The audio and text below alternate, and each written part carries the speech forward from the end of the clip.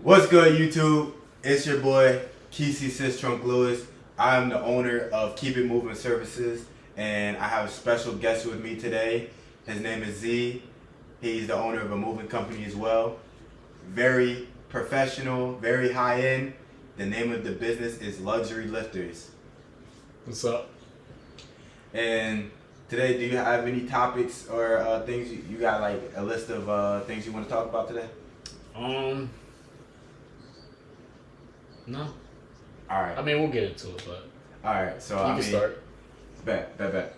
So the first question I wanted to ask you is, what should clients or anyone looking to hire a moving company, commercial, residential, what should they look for before hiring a moving company?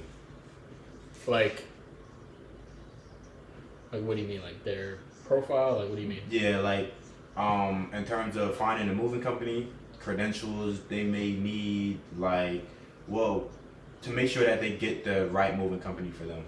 Okay. I would say number one thing is probably insurance because you got to be covered everything. Okay. Look at their reviews to see how past clients looked or whatever, and just I guess the person that comes to the walkthrough, kind of fill them out, see how they are. 9 times out of 10, they'll reflect the company itself, So Okay. yeah. Okay, that's a very good point. Should they now? Does the person coming through a walkthrough versus a person that doesn't come through a walkthrough make a big difference, or can they still get a good, reliable move through just over the phone, and the person come and execute pretty much as said over the phone? I mean, some people like to have an in-person walkthrough, like I do as well, because you see everything like in person. But what do you call it? I forgot. Like, I would say someone doing a walkthrough would have a much better idea of the overall job and what it entails, what it needs to be executed much more efficiently. But I think that someone that doesn't come in person and just gets a pretty good rundown of the job could also come and execute it fairly well as well, right? Yeah, from a customer's point of view, if they're not there, then you're just gonna have to base it off of their reviews, their photos, whatever they have online that you can't see in person. Right. So to know if they're gonna do a good job, what are some key kind of points or what questions that a mover should ask you over the phone to know if they're really prepared or understanding what the job needs? Like, what are some questions that a mover should be asking you? I feel like more details the better. Okay. If they're kind of just vague with everything, it's like, I don't want you to get here and then be like, from a customer's point of view, I don't want you to get here and then be like, well, this is extra, that's extra, but you weren't like saying that over the phone, basically. So I would say one of the things would be like, hey, we're based off the details. This is good, but maybe an itemized list if you have one, or photos of the property. Just that's what would, for me. That's what I do. I ask for an itemized list or for photos of the items that they want moved. Especially if it's more than 3 to 5 items that they want moved. If it's 5, they can pretty much give a good detail. yeah. But, more than that, I require a itemized list. So, insurance, you said, reviews, and coming in person. Would you say that's reflects a good movers? Or not necessarily. Yeah, I see. And I'm gonna just put it over your face. I think it's 6-0. You gonna tell me your phone number? No, idiot. Hey man, I don't got nothing against telling the business number. You like watches? Huh? Yeah.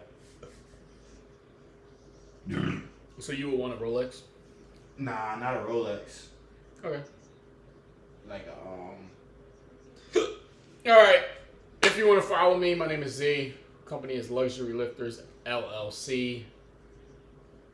Wait, do you have LLC? I do. Really? Yes. It's just not your name? I'm the owner of my LLC. I'm saying it's not your name. It's a separate operations document that I have saying that I'm the owner. Never mind. You know what I'm talking about. My Instagram, you can follow me on Instagram at LuxuryLifters609. Facebook page, Luxury Lifters. The LLC's in your name? Bro. No, I was asking, is it Keep It Moving LLC? Or is it just Keep It Moving? Wait, no, that says it's Keep It LLC. Moving. I thought it was Keep It Moving Services. Keep It Moving Services. But services just implies that it's a service, but you No, don't that's need not service. how that works. You have to have an actual name. What is your name? What is your My documented name is Keep It Moving Services LLC. So that's But I just brand it Keep It Moving Services. that doesn't even say. Okay. Follow me on Instagram at LuxuryLifters609. Facebook page, Luxury Lifters. Perfect. So, Z, you've been doing moving for a little bit now. Yep. It's been about 3 years. Going on 3 years. Going on 3 years. And, you know, you're very skilled. You've only been at it for 3 years, and you're able to give very precise estimates, very good quotes, and very low rates. Does that affect your quality of service? How are you able to maintain the service with the rates that you give, and how did you get to that point within the 3 years? Get to what point? Get to the point of being such a luxury branded mover. Oh, okay. Like, how are we just luxury lifters? Yeah, how did you, yeah. Mm-hmm. Okay. I mean, we take care of everything. So, if it's a couch, we wrap it, padded blankets, plastic wrap, obviously. If you're not wrapping anything, then you're probably not a good mover. Right. Yeah. What's Yo, what? What's that supposed to mean? I wrap my shit. I never said you did.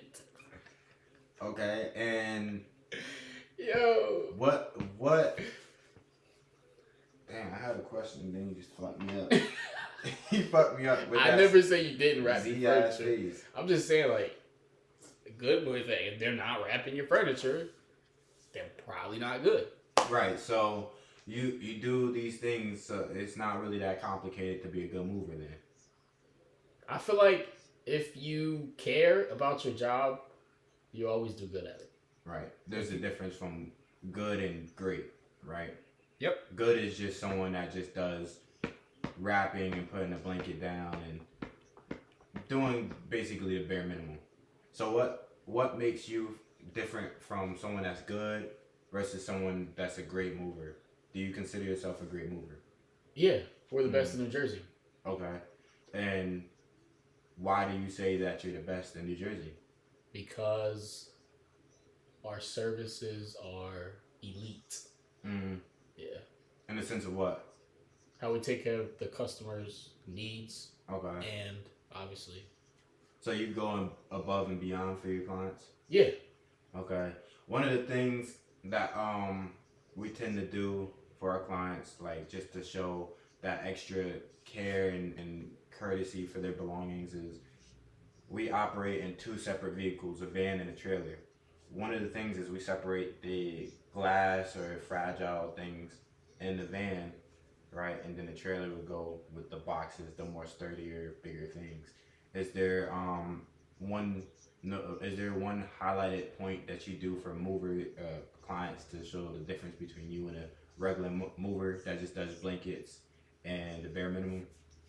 Like, what do you mean? Like, what am I wrap? Like, are you asking how I wrap glass? How do you show a client, you know, one thing to make you different? Like, or yeah, not even one thing. How would you show a client that you're different?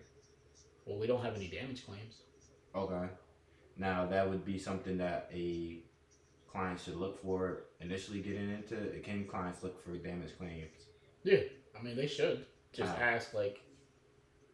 How do they find if a business business has the damage claims or not? You can ask them. Okay. If they're honest, they're honest. If they lie to you, then okay. Obviously, that's why reviews are good. Like looking at reviews, because there's bad reviews in a lot of the good reviews. You just gotta look for them. Okay. So most of my reviews are good, but there are maybe a few bad ones spread out throughout the 4 different platforms. I may have 2 on Google. I may have 1 on maybe on Facebook, something like that. If most of them are good, would you say that you can, like, how would I put it? Does it throw you off or skeptical if a business has just only good reviews? It doesn't throw me off. It's just like, no, it doesn't throw me off. If they have good reviews, they have good reviews. Okay. I mean, I have, I think maybe one bad review from,